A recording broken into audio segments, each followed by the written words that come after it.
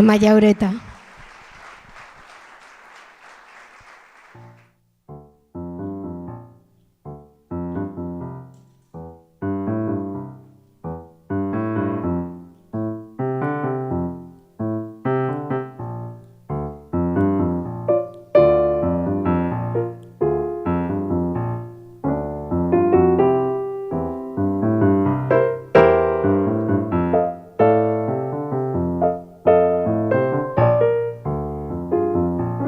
You're delicious, like a cool breeze summer night.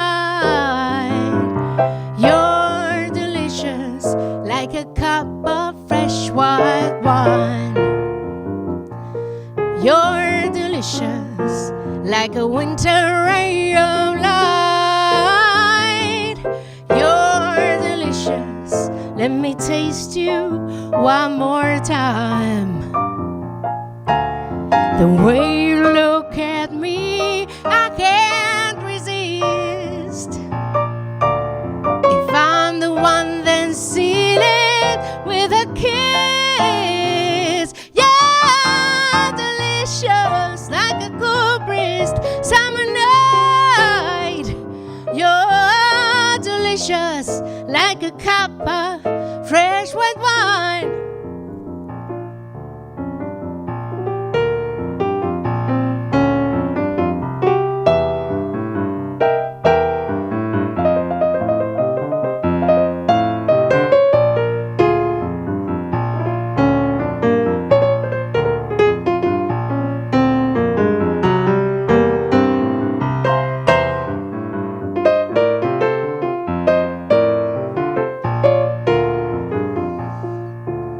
The way you look at me, I can't resist. If I'm the one, then seal it with a kiss. Yeah, delicious, like a cool breeze summer night. You're delicious, like a cup of fresh white wine. Oh, you're delicious, like a winter ray of light. You're delicious, let me taste you one more time. Eskerrik asko.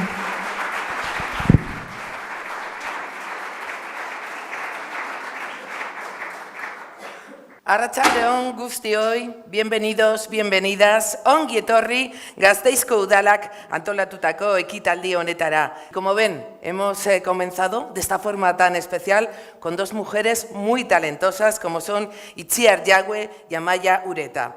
Delicious es el título de esta canción que acaban de escuchar y que da nombre precisamente a este primer disco de Itziar Yagüe que marcó el inicio de una carrera musical y que la ha situado en la primera línea del blues. Antes de finalizar el acto, también les anuncio que vamos a tener el placer de volver a disfrutarlas, que bueno, me ha dado la impresión que les ha gustado y mucho, así que eskerrik asko Itziar eta Amaia. Este año celebramos la segunda edición del reconocimiento Naiperas, como decimos, un acto que distingue la trayectoria de personas, asociaciones, colectivos o entidades de aquí de Vitoria-Gasteiz o con vinculación con la ciudad en el ámbito de la igualdad de género y contra la violencia machista. El término Naiperas no solo se refiere a las primeras mujeres que trabajaron asalariadas en las fábricas de una ciudad, sino que también actúa, y esto yo creo que es importante, como un concepto más amplio que representa diversos significados relacionados con la lucha de las mujeres por esta igualdad de género. En este contexto, el nombre se convierte, desde luego que sí, en un símbolo de las experiencias compartidas y de las reivindicaciones de las mujeres a lo largo de la historia. A continuación, damos paso a la alcaldesa de Vitoria-Gasteiz, Maider Etxebarria, quien nos va a dirigir unas palabras de bienvenida. Etxebarria Andrea, zure hitza.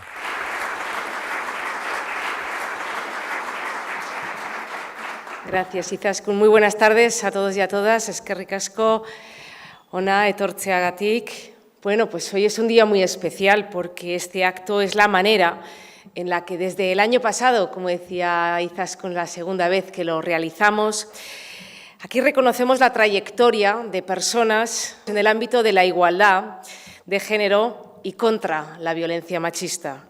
Este premio Naiperas, que fue impulsado por el Servicio de Igualdad del Ayuntamiento, tengo aquí también al equipo técnico y sobre todo a Ana López Dural, de la concejala que ha impulsado este premio, pues se convierte al mismo tiempo en un reconocimiento y una reivindicación.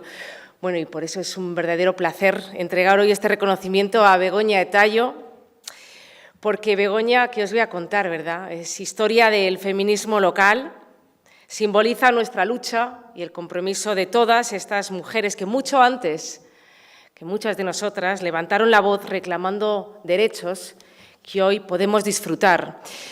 Begoña, la verdad es que es muchísimas cosas. Yo voy a enumerar algunas, pero seguro que me dejo muchas más. Es experta en igualdad, educadora, voluntaria.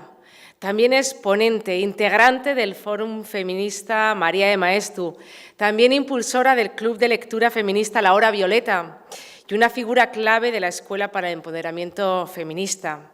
En definitiva, ella representa la reflexión, el compromiso y la capacidad de transformación social en clave feminista, lo que nos permite abrir caminos y avanzar como comunidad. Me acaba de explicar justo ahí afuera, estábamos haciendo unas fotos y le he dicho qué luz más bonito había en este momento, ¿no?, a las 6 de la tarde, y me decía que es la hora a la que se eligió también poner el club de lectura con la hora, como le llamabas, la hora violeta, ¿no?, la luz donde la luz es más bonita, donde la luz cae. Y bueno, me ha parecido curioso que se haya elegido este momento también de hora violeta. Vivimos desgraciadamente en un mundo en el que todavía se intenta silenciar el trabajo y la voz de muchas mujeres. Han intentado borrar nuestro reconocimiento durante siglos, pero gracias a personas, en este caso como Begoña, hemos recuperado espacios de reconocimiento, historias de mujeres valientes, lecturas y conversaciones que nos aportan esperanza. Es esencial que reconozcamos el esfuerzo de quienes defienden los derechos de las mujeres, en actos, en pequeños actos sencillos como este, pero importantísimos, porque la sociedad ha dado algunos pasos en materia de igualdad, muchos, aunque todavía hay que recordar que, por desgracia, no nos hemos librado, ni mucho menos, del machismo.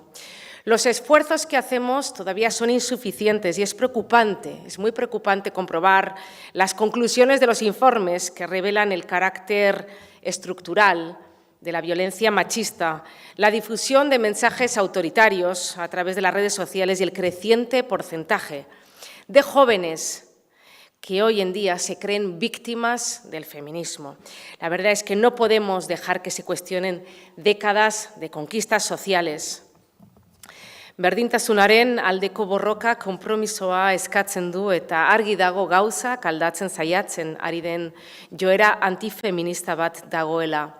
Horregatik, sari hau emakumeen eskubideen defentsaren aitorpena da. Hezkuntzari eta herritaren kontzientziazioari emandako saria da. Berdintasunaren eta justizia sozialaren alde borrokatzea merezi duela esateko modua da.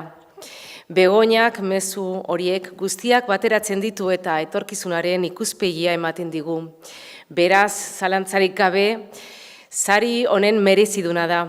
Gaur, inoiz baino gehiago bera bezalako pertsonak beharrezkoak dira gure bizitzak aberasteko. La historia del feminismo es una historia de resistencia y de una eterna superación de adversidades. Y como esa historia no es una cuestión del pasado, sino que es algo también muy presente, resulta que encima hoy le vamos a tener que hacer enfrentarse a una dificultad más, lo siento mucho, pero hay unas escaleras en este maravilloso Palacio de Villasuso, que lo hemos puesto además muy bonito, pero como sabéis algunos de vosotros, pues arrastras una pequeña lesión de rodilla y limita algunos de sus desplazamientos. La verdad es que cuando hemos entrado aquí le he dicho, ¿te ayudamos de alguna manera? Y lo primero que me ha dicho, me encanta, y me dice, a mí dejarme sola. Entonces le vamos a hacer enfrentarse no solo a estas adversidades morales que ha enfrentado durante toda su vida, sino que encima hoy, que resultas premiada y reconocida ante todas estas personas queridas, te hacemos enfrentarte también a estas dichosas escaleras. Así que, Begoña, yo creo que en el momento que se te preguntó, dijo que ella quería venir aquí. Yo creo que el sitio y el lugar lo merece la pena. Estás acompañada de toda tu gente querida. He encontrado también un montón de mujeres que vienen a verte por amistad, por admiración. Algunas personas también que quiero yo muchísimo, que he visto que son partícipes también de tus primeros clubes de lectura, así que por todas ellas y por ti, Begoña, pues nada, un fuertísimo abrazo y venga, a por ello, te toca.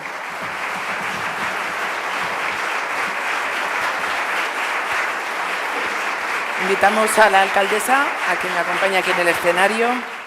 Bonitas palabras las que le ha dedicado nuestra alcaldesa a Begoña. Antes de nada, quiero dar también 2 pinceladas sobre el significado de la pieza creada expresamente para el reconocimiento por Anuska Arbildi. Aquí lo tenemos. Según su autora, el arco, fíjense, representa ese camino realizado por las mujeres en la lucha por sus derechos, y las formas circulares serían esos colectivos de mujeres unidos entre ellas, la sororidad. Interesante, ¿verdad? Bueno, pues este año precisamente queremos reconocer ese camino realizado, esa trayectoria personal y de manera colectiva de una mujer que se autodefine como apasionada y comprometida con el feminismo.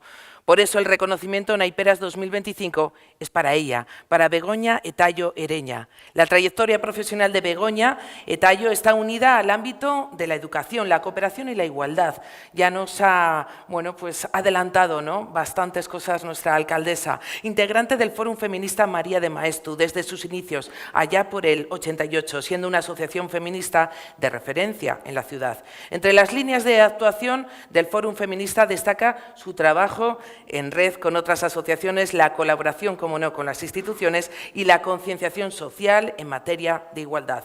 Enlazando con esto último, en 2013, Etallo pone en marcha este club de lectura feminista, La Hora Violeta, dinamizando varios grupos en la escuela para el empoderamiento feminista de aquí, del Ayuntamiento de Vitoria-Gasteiz. En palabras de Etallo, los clubes de lectura feminista son una fuente de empoderamiento para las mujeres, tanto individual como colectivo. Ahora sí, llega tu momento. Begoña, te invito a que subas por favor al escenario. Begoña Etallo Ereña, a recoger este reconocimiento Naiperas 2025 tan merecido. Chalo Berobat Mesedes.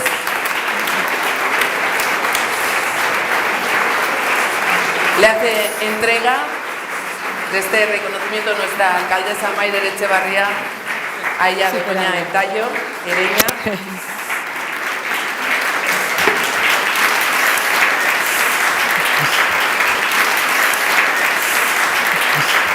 Una clara referencia de aquí del feminismo, de aquí de Gasteiz.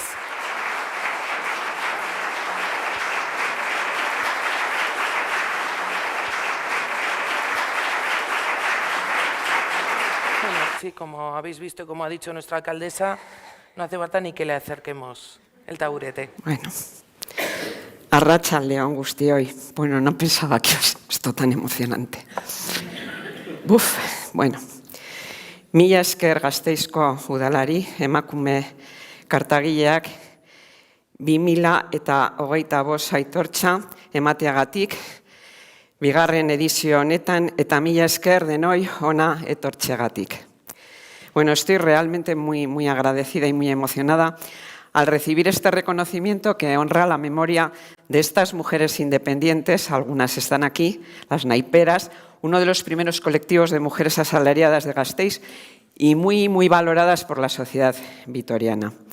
Y estoy muy contenta también porque se me concede por mi activismo feminista, pero también y sobre todo por la creación del Club de Lectura La Hora Violeta, por el que han pasado tantos grupos de mujeres de distintas edades, condiciones y niveles formativos, y que ha supuesto un espacio de encuentro, de formación en feminismo, de concienciación y de empoderamiento.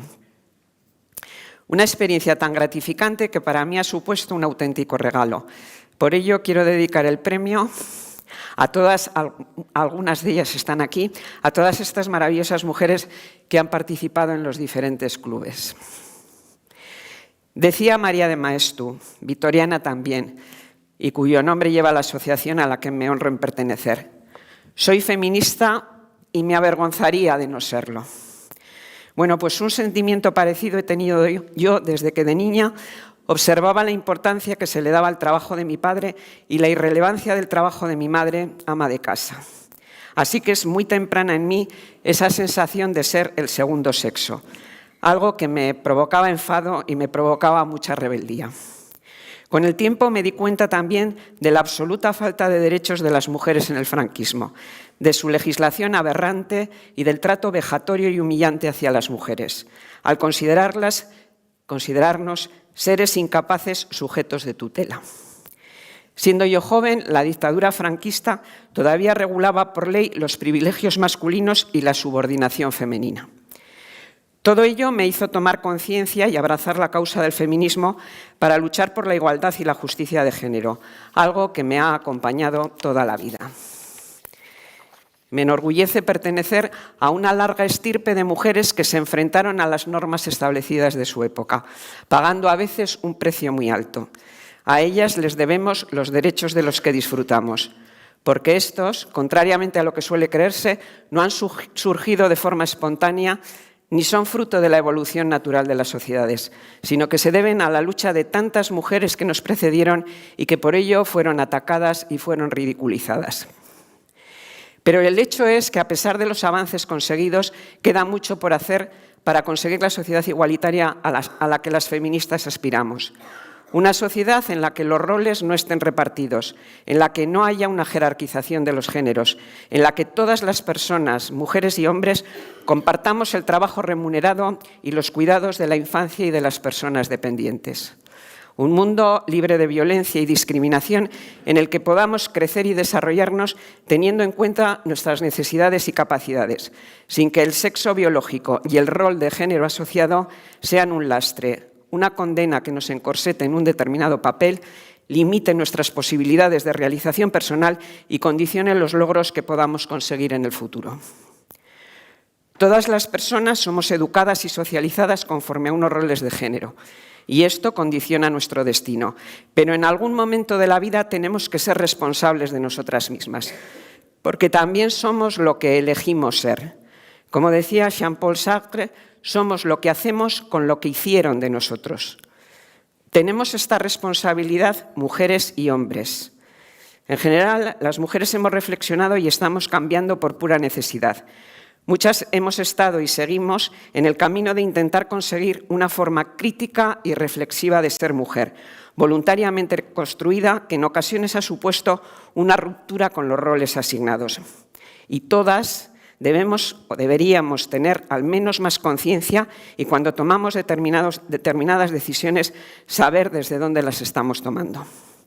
Algunos hombres también lo están haciendo, pero muy lentamente. Sobre todo a ellos les queda no solo pensar de una determinada manera, sino actuar en consecuencia. Hacer una reflexión sobre sus privilegios, sobre las relaciones de poder y así poder liberarse del mandato de la masculinidad tradicional y hegemónica que prescribe que el hombre debe hacerse respetar y debe imponer su criterio y que la violencia hace más hombres a los hombres. Porque para conseguir la igualdad real es imprescindible que los hombres se cuestionen su manera de estar en el mundo y de relacionarse con las mujeres, perdiendo en poder y jerarquía, pero ganando seguro en libertad.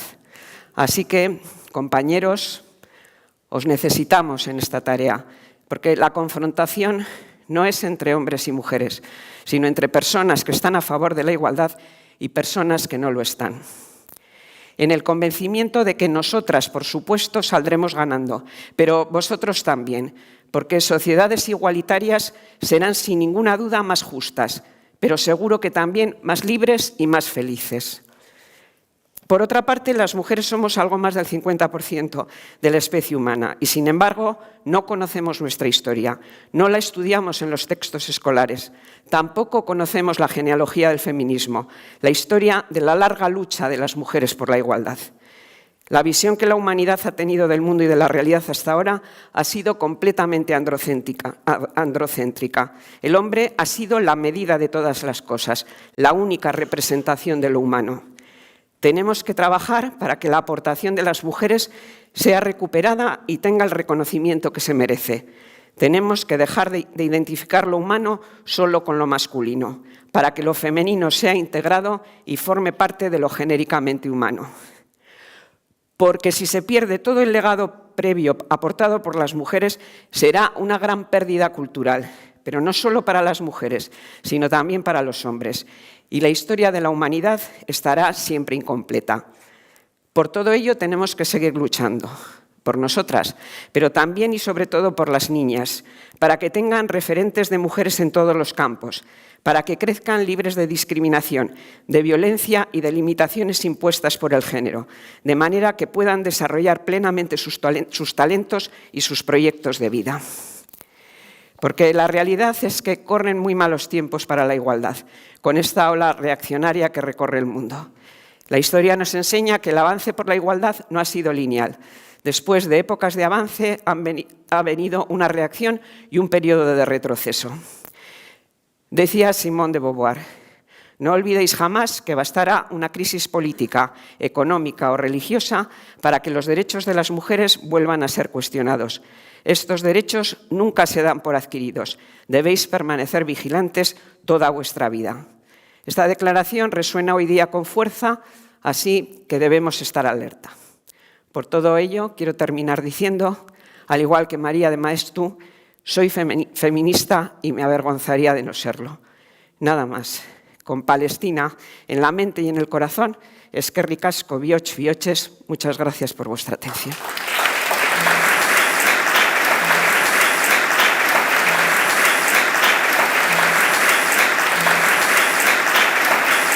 Bueno, pues nos quedamos con esa frase final. Una delicia escuchar a esta gran protagonista, Begoña Etayo. Bueno, y ahora es el momento también de conocer más de cerca, yo creo que también es muy interesante, de primera mano, esas historias que hay alrededor de las mujeres naiperas. Para ello, invito a subir al escenario a todos estos protagonistas que tenemos ahí ya sentados bien atentos. Aritza Said del Castillo Velasco, arriba por favor al escenario. Maribel Nájera de Ituerto, Suriñe López de Sabando Sainz y también a la moderadora de esta mesa, Edurne Martín Ibarrarán. Les pueden dar también un aplauso, que esto siempre anima. Eskerrik asko. Bueno, y les voy presentando un poquito, por si no les conocen, que lo dudo, pues para que les conozcan un poquito más.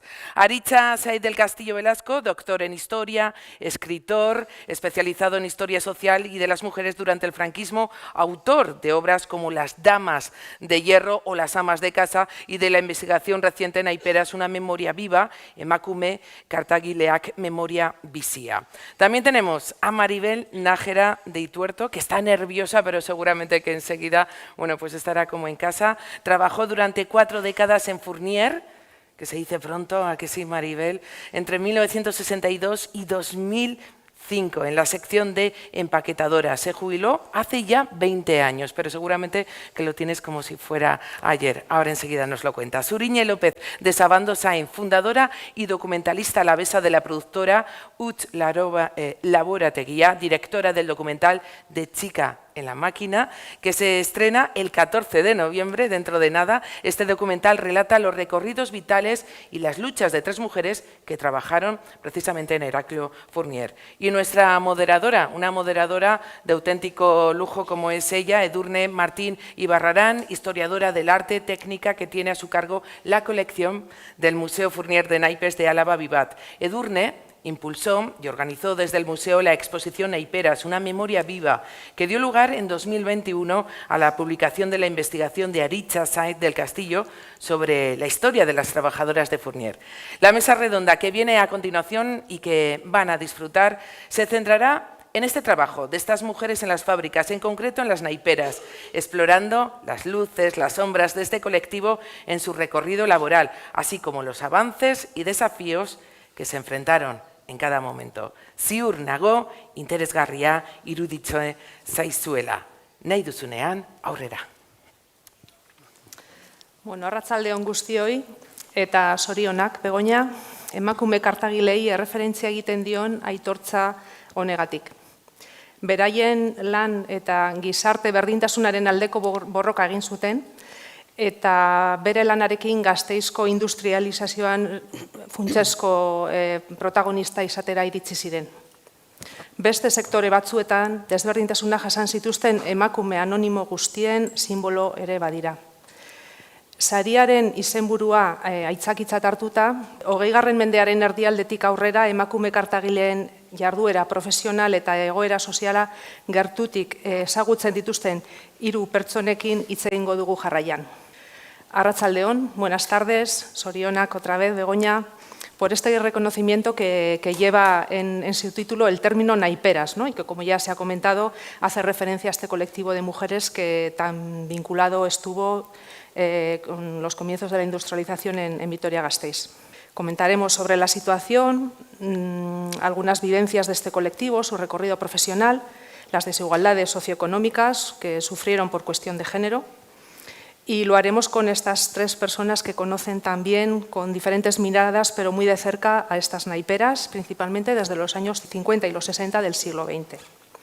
Digo que vamos a centrarnos en estas generaciones de estos años, estas últimas generaciones hasta aquí, porque siendo más estrictas se podía seguir hacia atrás la trayectoria de estas mujeres, su historia, y podríamos retrotraernos hasta 150 años atrás, ¿no? Y encontrarnos, por ejemplo, con Nieves Parte Arroyo, que podríamos considerar la primera naipera de Fournier allá por 1870. Un nombre, una persona con un nombre, entre tantas mujeres anónimas que desde entonces han seguido trabajando en la empresa.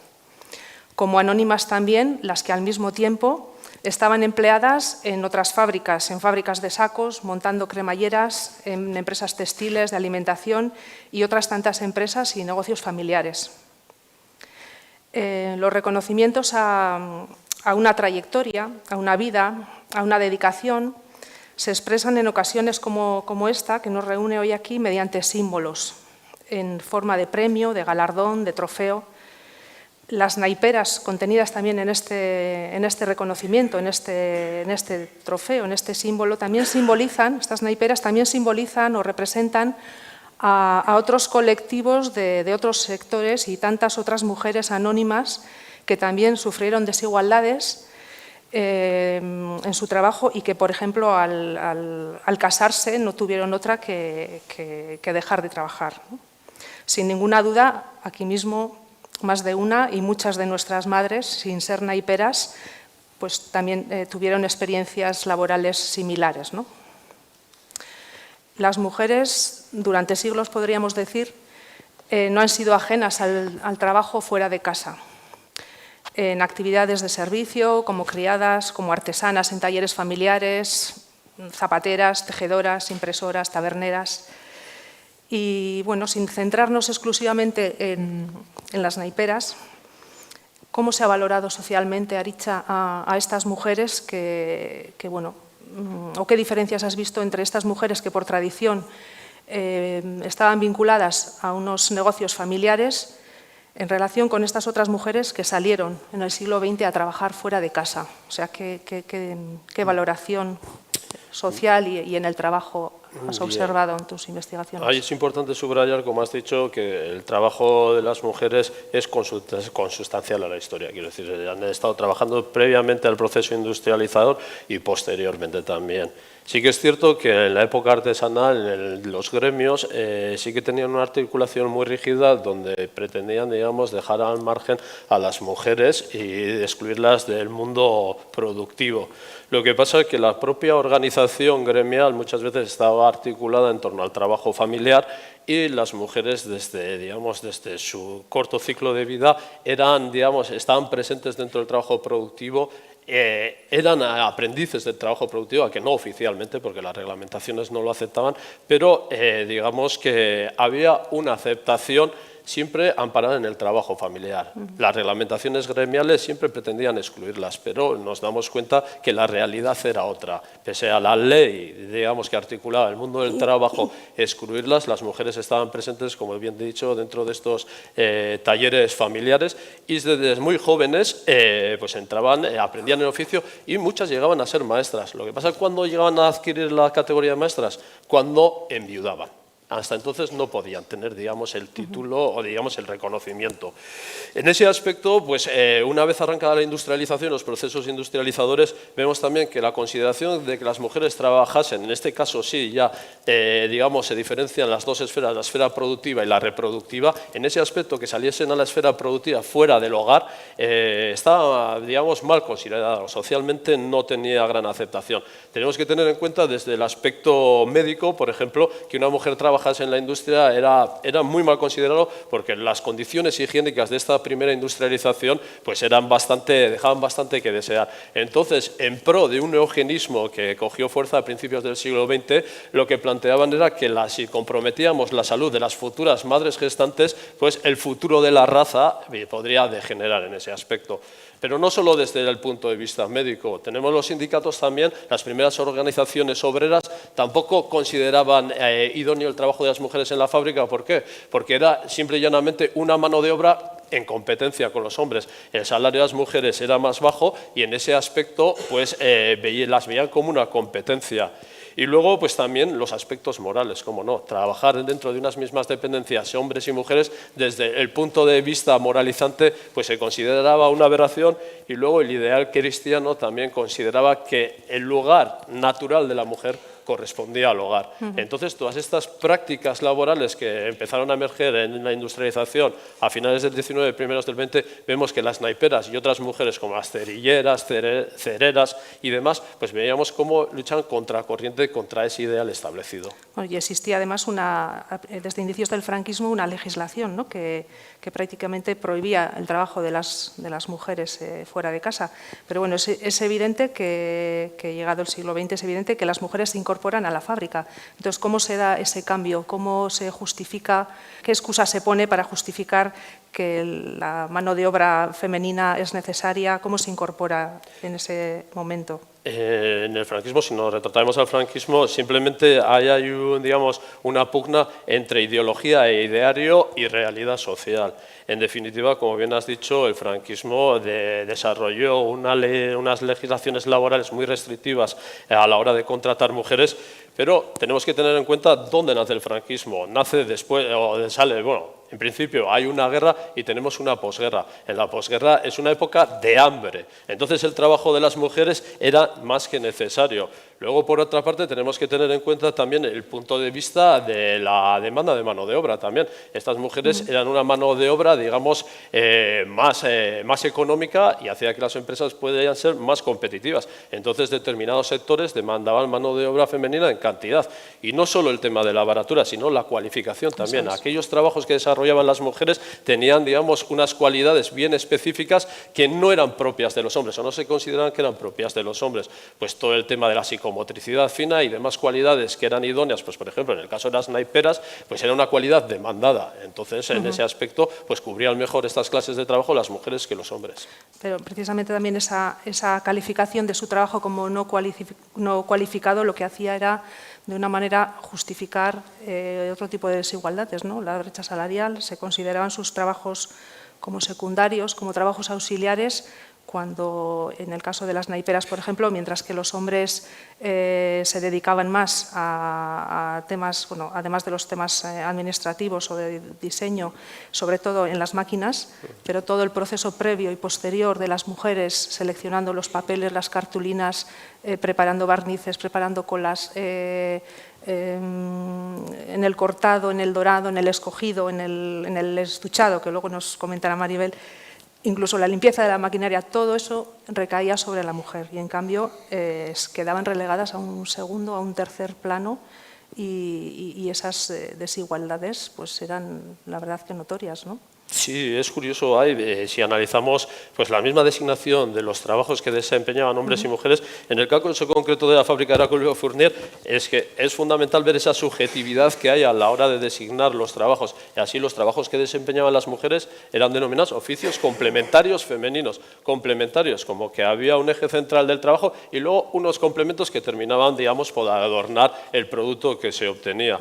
Y está muy en relación con el concepto de cualificación no formal, aquella cualificación que el empresariado demandaba de parte de las trabajadoras, pero que luego no era remunerado en consonancia. Entonces vemos que esa construcción subjetiva de la cualificación está fundamentada en el género, porque el empresariado sí que demanda determinadas cualidades a las mujeres, pero sin embargo no se las reconoce asignándoles la categoría de no cualificados y en consonancia con la retribución salarial. Entonces es importante ese concepto de cualificación no formal. Eso es.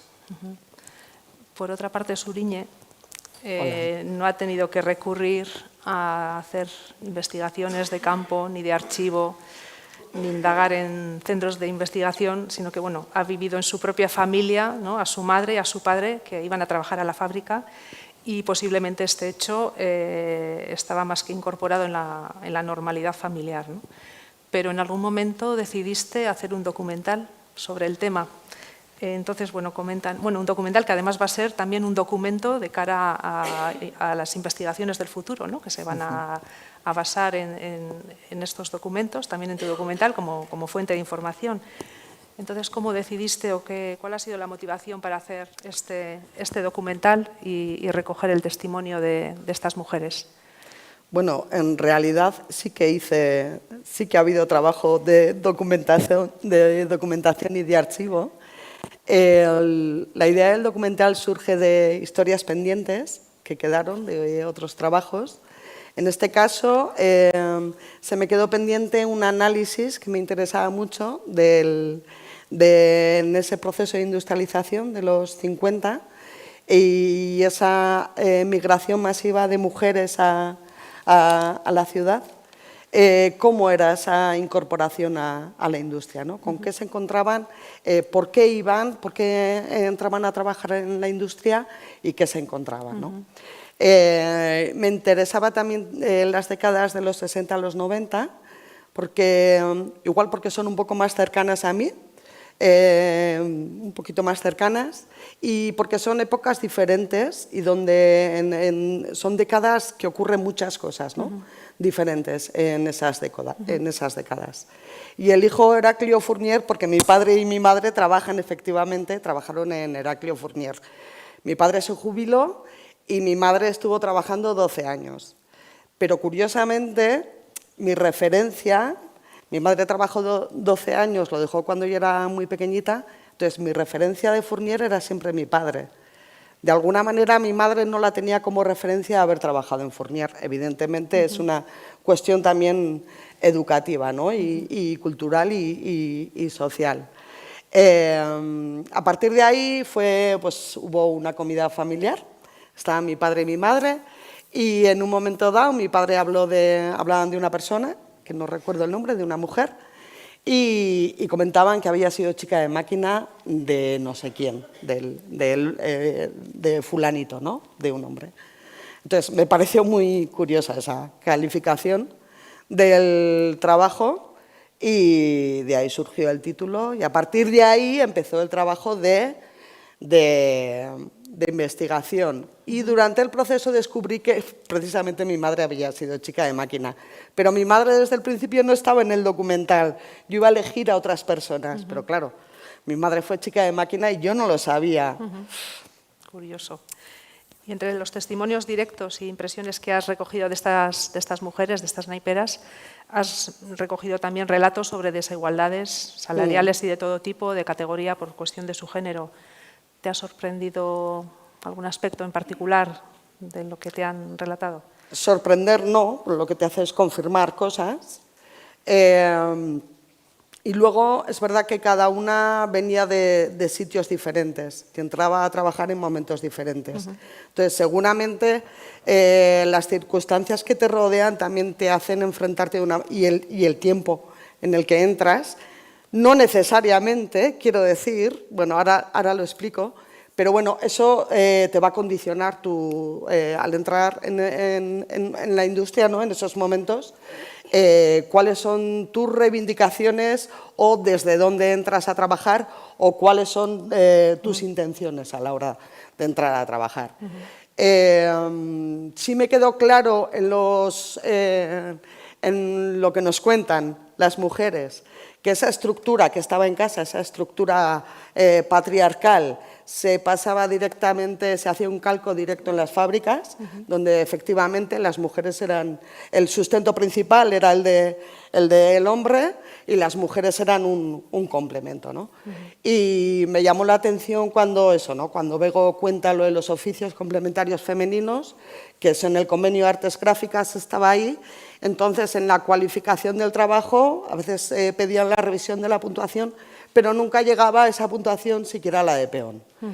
Y mi conclusión también es como, de alguna manera, ese trabajo mal pagado de las mujeres sustentaba esos sueldos tan buenos de los hombres, ¿no? Entonces, pero eran ellas las que sustentaban la fábrica, ¿no? De alguna manera. Y luego, por otra parte, ¿te has encontrado también con algún otro tipo de sentimiento? ¿Te han dado una sensación de que para ellas el haber entrado a trabajar en una fábrica era una especie de libertad o de independencia, ¿no? El hecho de salir de casa para ir a trabajar fuera. Por supuesto, sí. Eso lo cuenta, ¿no? Y mi madre cuenta que ella ayer era feliz y yo creo que por sus circunstancias, además de su vivencia en el pueblo, y sale del pueblo para trabajar, de cuidar bueno, una casa familiar, y sale de cuidadora y entrar en Fournier, para ella era, claro, un sueldo propio, una visión de libertad. Cuenta en la residencia que se sentía libre, ¿no? Porque estaba sola y no había nadie que la estuviese bueno, controlando, ¿no? Era dueña de su vida. Pero bueno, es verdad que luego Mari Carmen Ramos, que a priori empezó a trabajar antes, en los 50, resulta que también su mentalidad era totalmente diferente. Y era claro, entonces, lo de las circunstancias funciona en general, pero hay excepciones, ¿no? Y ese trabajo que han hecho todas estas mujeres, las que tienen altavoz y las que no han tenido altavoz, pues de alguna manera ha influido en nuestra visión de nosotras mismas, ¿no? De las generaciones juntas. Bueno, pues Maribel nos va a poder también dar una visión, no desde la historia ni la investigación, sino desde su propia experiencia personal, ¿no? Después de 40 años de tu vida trabajando en Fournier, no sé, con 20 años, siendo una chavalica, 23, ¿en qué circunstancias entras a trabajar en una fábrica, en un entorno pues, a ver, vine del masculino? Pueblo, porque yo en el pueblo no tenía vida, claro, o sea, no había manera de vivir. Entonces, pues me vine aquí a Fournier, entré en Fournier, y aparte de estar en Fournier, entré en una residencia de chicas también para poder estar viviendo.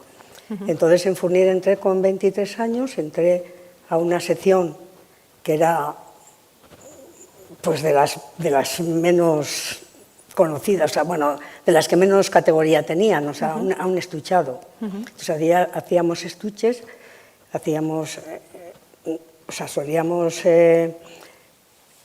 a ver, no sé cómo decirlo, revisar los calendarios, los infantiles, porque luego estaba el escogido, que yo ahí no estuve nunca en el escogido. Yo estuve siempre en cosa de estuchado y luego ya me pasaron a máquinas. Empaquetado y demás. Sí, pero bueno, de cuando entré a cuando salí no tenía nada que ver. Eso es. O sea, había evolucionado muchísimo, porque ya cuando salí ya podíamos ser maquinistas, que en un principio eso era impensable. Y aparte de las funciones, que al final pudisteis ser maquinistas, ¿qué cambios recuerdas en cuanto a las condiciones de trabajo? ¿Qué avances pudiste vivir desde que entraste en los años 60 hasta que saliste después del año 2000?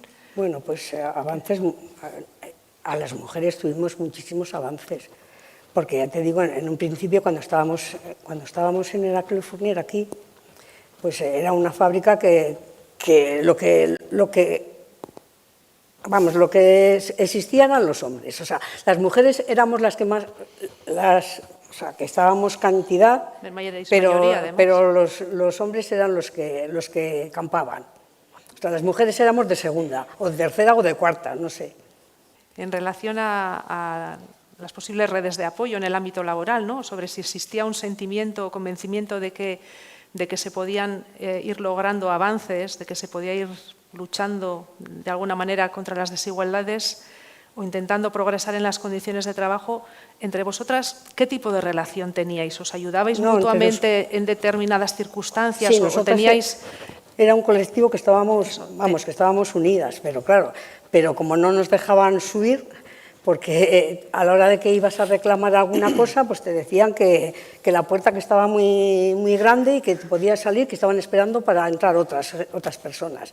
O sea, que estaban deseando de entrar otras, entonces si tú no estabas contenta, pues que te fueras. Pero llegasteis a ese momento de decir, a ver, esto no puede ser así, aquí tienen que cambiar las cosas. Sí, pero alguna vez entre vosotras. Alguna vez fuimos a dirección a reclamar, pero nos decían eso. Luego sí que nos cambió algo, nos subieron algo, pero vamos, no.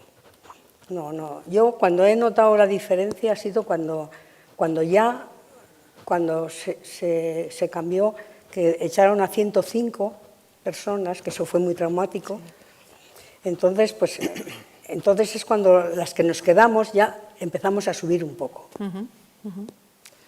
Aritza, sobre los avances en estos progresos, en la lucha sobre la igualdad comentados, ¿fueron especialmente relevantes las naiperas? ¿El colectivo de naiperas o en otras fábricas también se dieron estas luchas, estos avances? Digamos, todo el tema de la segmentación horizontal y vertical del trabajo y la discriminación por género estaban presentes en la mayoría de las fábricas de Vitoria, por no decir en todas, y en ese aspecto, pues sí, al tener condiciones comunes, realmente las reivindicaciones y, digamos, las luchas que hubo dentro de la fábrica eran bastante compartidas. Por ejemplo, pues se me ha venido a la mente cuando ha estado hablando el tema por la valoración de los puestos de trabajo. Por ejemplo, ahí sí que hubo varias huelgas de brazos caídos en la sección de escogido, porque reivindicaban tener una valoración mayor a la que tenían, porque realmente una mujer experimentada con una carrera dilatada de 10, 15 años, por ejemplo, venía a cobrar lo mismo que un peón.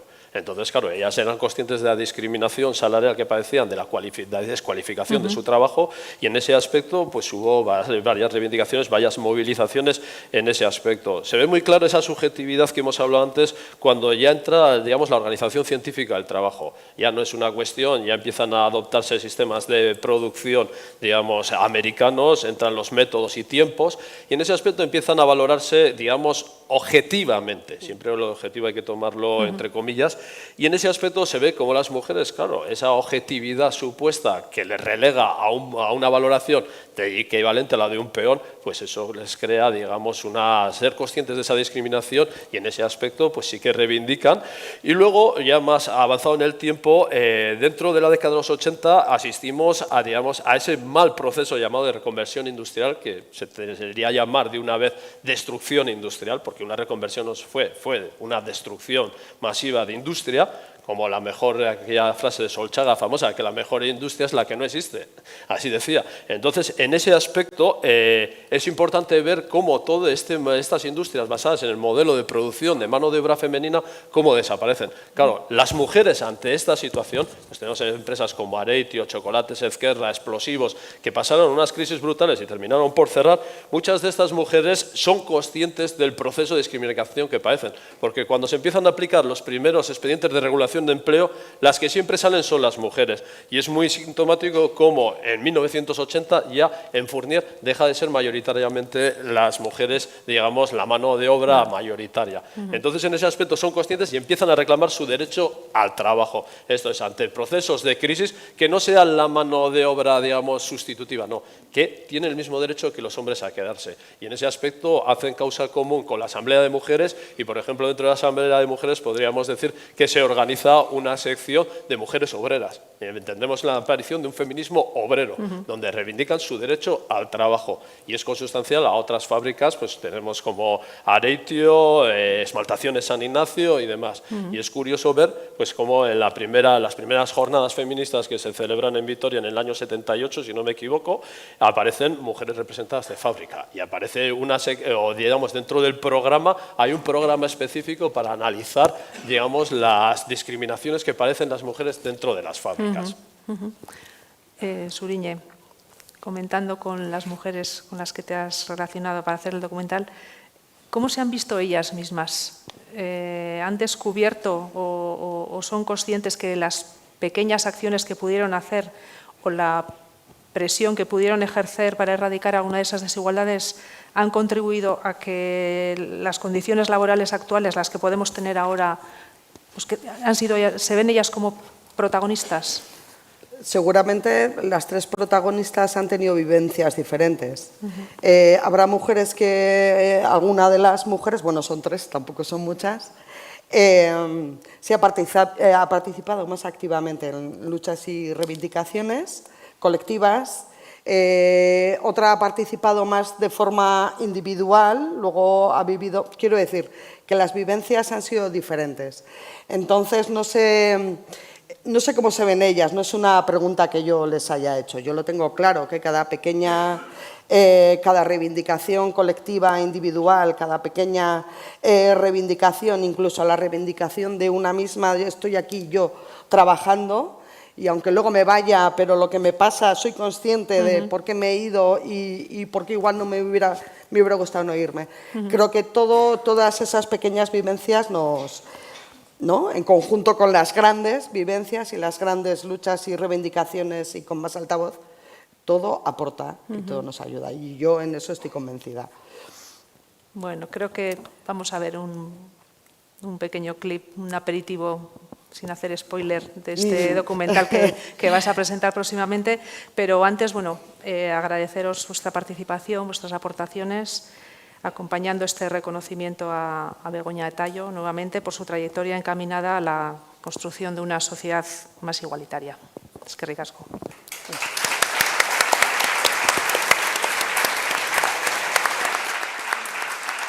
Eskerrik asko denori. Bueno, muchísimas gracias por vuestras interesantes aportaciones. Yo creo que nos quedamos con muchas reflexiones los que os hemos estado escuchando atentamente, y seguramente que el debate continuará luego más tarde en muchos hogares. Recordamos a Aritza Saez del Castillo Velasco, Maribel Nájera y Tuerto, Suriñe López de Sabando Sainz, por supuesto nuestra moderadora Edurne Martín y Barrarén. Os invito a que volváis a vuestros asientos. Eskerrik asko berriro. Porque, como decimos, bueno, pues han tenido un papel importante aquí en este momento de reconocimiento, esta brecha salarial, ¿no?, que han mencionado, la lucha por esa igualdad, la sororidad, el empoderamiento de las mujeres en el ámbito laboral de Vitoria-Gasteiz. Bueno, pues ahora vamos a ver, como nos adelantaba ya Edurne, el tráiler de este documental que estamos ansiosos, Suriñe, por verlo, de Chica en la máquina, dirigido por Suriñe López de Sabando Sainz. Como os comentaba al principio, queda muy poquito ya para su estreno, el 14 de noviembre, y nosotros tenemos el gran privilegio de ver un cachito, unos minutos. Te deseamos muchísimo, muchísimo éxito. Ikus dezagun trailerra.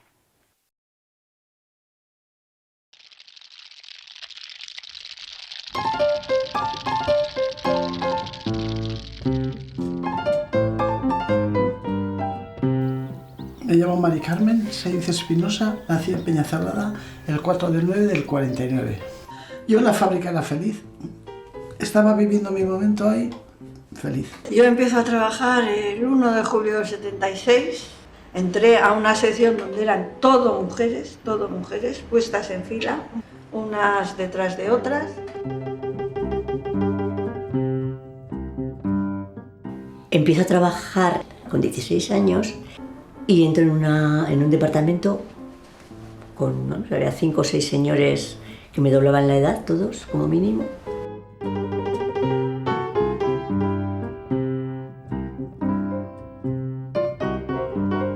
no había nada más que la fábrica de naipes y luego cuando hicieron la fábrica de porcelanas, que yo me acuerdo, y la BH también me acuerdo.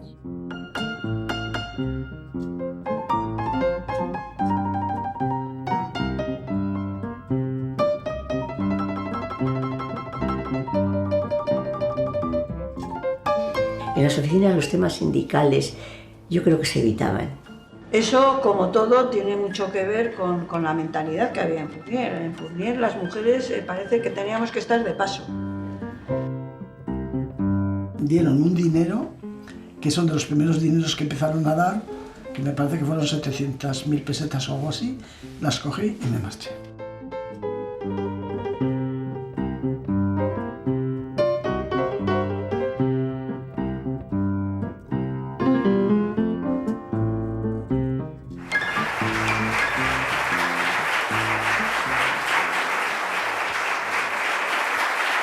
Y ahora que hemos visto, bueno, pues este avance del documental con todos estos testimonios de las mujeres naiperas, yo creo que sería un buen momento, un momento muy bonito, el visibilizarlas. Así que tal y como comenta Aritza en su libro Naiperas, una memoria viva, detrás de cada baraja hay oficios invisibles, como revisar, clasificar, empaquetar, un trabajo minucioso que durante décadas pagó menos y valoró menos por ser femenino. Las naiperas que fueron abriendo paso a derechos y ascensos que antes les negaban. Conozcamos algunas de estas mujeres que han venido y que están en el público. Las voy a invitar a subir, por favor, y si hay alguna mujer naipera, también más en el público, por supuesto, la invitamos a subir también. Un gran aplauso para ellas, una de las protagonistas del documental, Mari Carmen Sainz, Cristina López, Nieves Arbosa, Paula Arbosa, Rosario Arbosa, poneros por aquí, por favor, y Maribel Nájera.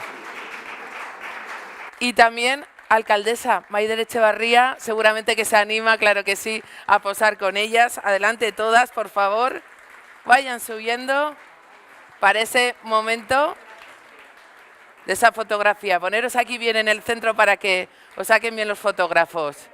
Un poquito más en el centro para que se os vea bien que sois las grandes protagonistas de este día. Aquí tenemos a ellas, a las naiperas. Otro aplauso, claro que sí.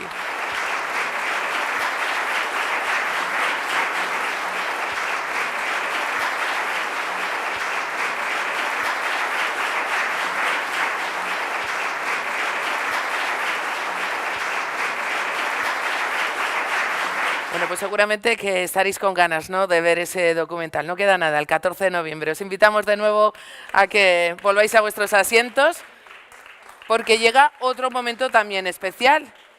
Eskerrik asko, Denori. Bueno, y ahora invitamos también a que suba aquí al escenario a Itziar Yagüe. Os la voy a presentar como ella solo se merece. Cantante, compositora vasca, ha publicado 3 discos, Delicious, Girl Like Me y Sugar in My Bowl. Y ha actuado, mejor dicho, en festivales de jazz y blues de todo el país. Utiliza su música para visibilizar a las mujeres, así es, ¿no, Itziar?, y denunciar la violencia machista. Y también ha realizado la banda sonora precisamente del documental de Chica en la Máquina, que hemos visto hace nada. En estos momentos se encuentra preparando nuevo material que conformará su próximo disco. Seguro que es todo un éxito. Ahora vamos a disfrutar de ti, Itziar, de tu canción Red River, en la que denuncia además la situación de las víctimas de violencia de género. Txalo bero bat, mesedez. Itziar, adelante.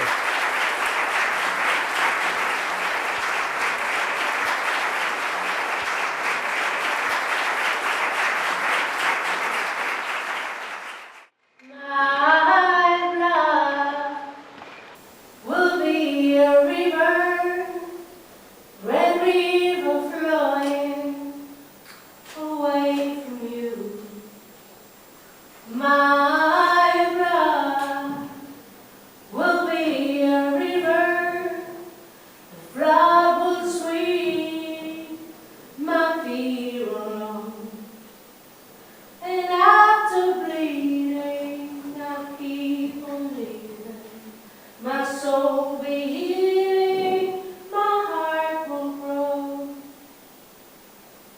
My blood will be a river, red river carry my body home.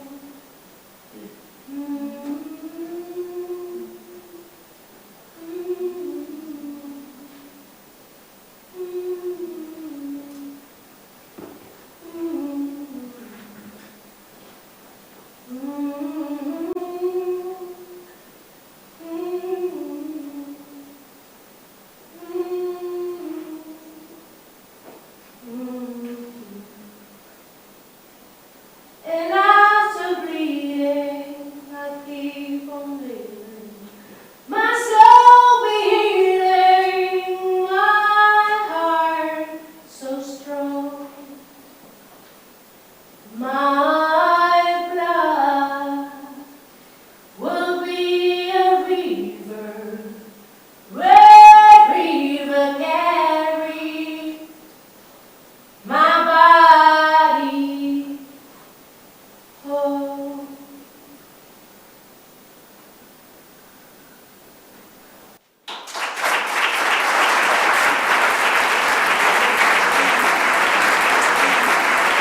Itziar Yagüe.